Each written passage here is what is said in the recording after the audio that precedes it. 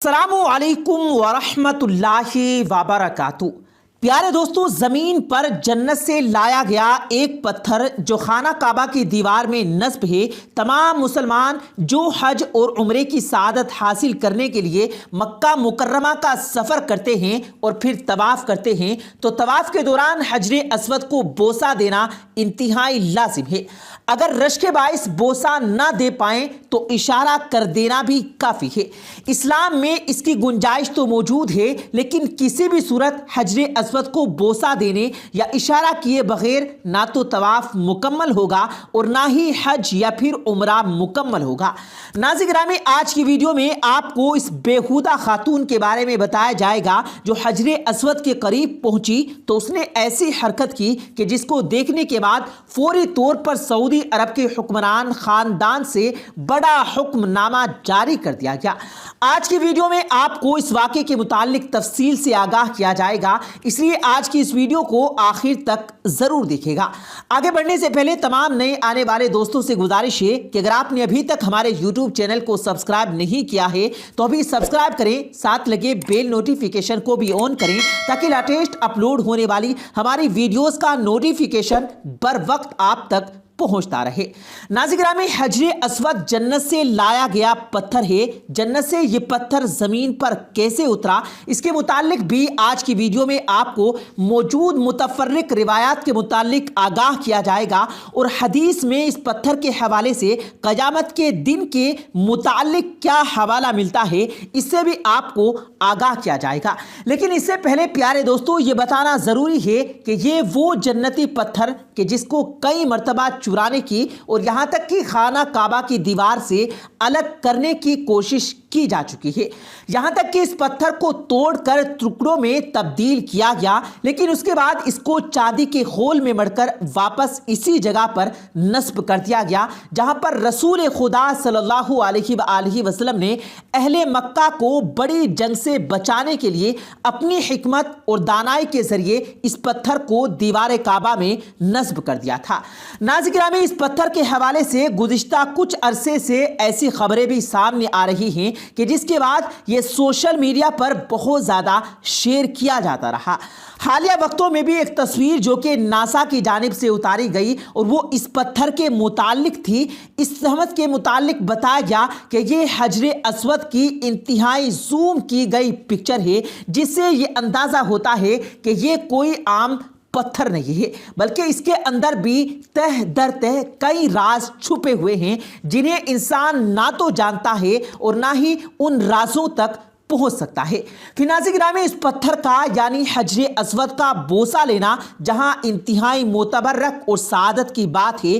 وہیں یہ انتہائی مشکل کام بھی ہے، خاص طور پر رمضان المبارک میں یا حج کے دنوں میں یہاں بہت زیادہ بھیڑ ہوتی ہے، رش ہوتا ہے۔ ایسے میں حجر اسود کا بوسہ لینا ایک جہاد کرنے جتنا، یہ جنگ کرنے جتنا مشکل کام ہوتا ہے۔ یہی وجہ ہے کہ صرف حجر اسود کو اشارہ کر دینا یا اس طرف اشارہ کر کے گزر جانا ہی کافی قرار دیا گیا ہے، لیکن بہت سے لوگ آگے بڑھ کر بوسہ لینے کی جب کوشش کرتے ہیں تو اس دوران وہ زخمی بھی ہو جاتے ہیں اور بہت سے اوقات لوگوں کے پاؤں کے نیچے آ کر ان کی حالت غیر بھی ہو جاتی ہے۔ ایسا ہی ایک واقعہ حالیہ وقتوں میں بھی رپورٹ کیا گیا، جبکہ آج جس واقعے کی جانب آپ کی توجہ دلائی جا رہی ہے یہ ایک بیہودہ عورت کے حوالے سے تھا جو حجر اسود کے قریب پہنچی اس کو بوسہ دینے کے لیے، تو بتایا جاتا ہے کہ اس کے پاس ایسی حرکتیں کرنا شروع ہو گئی جو کسی صورت اس جگہ زیبا نہیں دیتی، چنانچہ کیمرے کی آنکھ اس کو ریکارڈ کر رہی تھی۔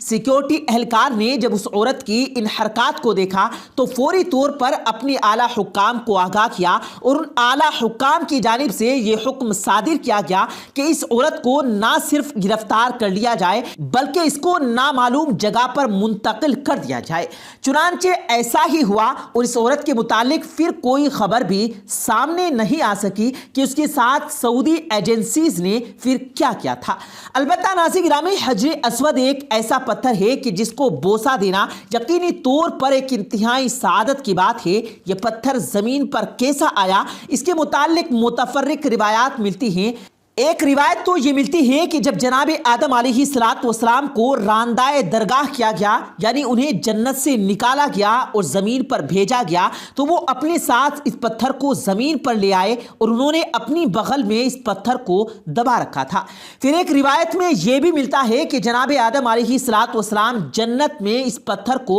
بطور موڑھا یعنی بیٹھنے کی جگہ کے طور پر استعمال کرتے تھے۔ یہی وجہ ہے کہ وہ اس پتھر کو اپنے ساتھ زمین پر لے آئے۔ جبکہ دوسری ایک روایت میں تاریخی حوالہ یہ بھی ملتا ہے کہ جب ہمارے بابا جناب آدم علیہ السلام اس روئے زمین پر اتارے گئے تو بہت غمگین اور پریشان تھے۔ اس کے بعد زمین پر ایک رات میں 2 پتھر جس میں حجر اسود اور مقام ابراہیم شامل ہیں، اللہ نے یہ پتھر زمین پر اتارے۔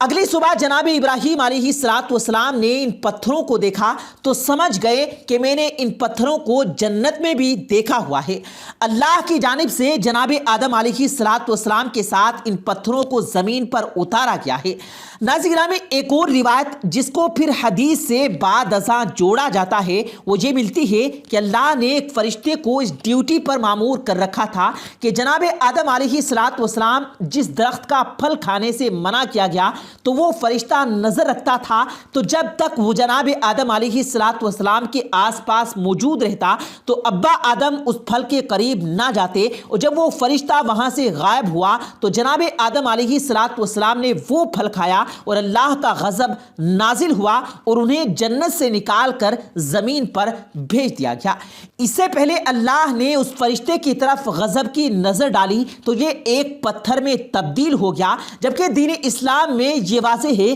کہ دراصل یہ حجر اسود سفید رنگ کا پتھر تھا جس نے اولاد آدم کے گناہوں کو چوس لیا اور اس کا رنگ کالا تبدیل ہو چکا ہے۔ حدیث میں حوالہ یہ ملتا ہے کہ بروز محشر یعنی قیامت کے دن اللہ اس حجر اسود کو 2 کان، 2 آنکھیں، 2 زبان عطا کرے گا اور یہ چل کر میدان حشر کے اندر اللہ کے سامنے پیش ہوگا، تو جو لوگ اس کا بوسہ لیتے رہے یہ ان کے متعلق گواہی دے گا، یعنی حجر اسود کی تختی پر ان تمام لوگوں کے نام لکھے جاتے ہیں جو حجر اسود کو بوسہ دیتے ہیں۔ روز محشر یہ اللہ کے سامنے ان لوگوں کے نام پیش کرے گا اور گواہی دے گا کہ اللہ کے اس بندے نے جب طواف کعبہ کیا تو اس نے میرا بوسہ بھی لیا تھا، اور یہ اس بندے کے گناہوں کی معافی کا ذریعہ بن جائے گا۔ ناظرین گرامی، جناب عمر فاروق رضی اللہ تعالی عنہ کے متعلق ایک روایت ملتی ہے۔ جناب خلیفہ دویم عمر فاروق رضی اللہ تعالی عنہ